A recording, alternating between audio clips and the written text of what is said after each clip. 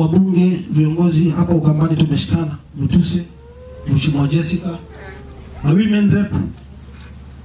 Watu wanaopata shida sana ni wanawake kule Saudi Arabia. Wanatitiwa kama wanyama.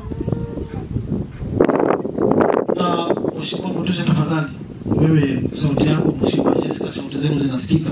Nyinyi ndio mmekalia viti kwa sasa. Ambassador ya Saudi hapa Kenya. Hatuwezi kuwa na embassy hapa na watu wanatulia watu wetu huko. Wanatafuta solution ya hiyo problem, ama mimi nitamobilize wa Kenya, tutafunga hiyo embassy ya Saudi Arabia. Tunataka hiyo shida ikuwe address. Sisi hapa Kenya, siwezi ongea vibaya, tunaheshimu watu wa Saudi Arabia. Tunaheshimu wananchi wa nchi zote zile za duniani wanaokuja hapa Kenya. Kwa hivyo ile heshima tunawapatia pia wao, tunaomba watoto wetu wakiwa huko nje wawapatie hiyo heshima kama nchi zile zingine.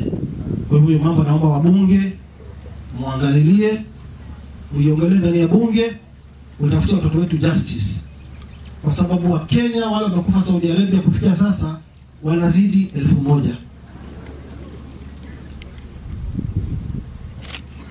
Na sisi tumechoka kuleta mili ya watoto wetu, ya ndugu zetu kama cargo. Ni swali la kuhuzunisha sana.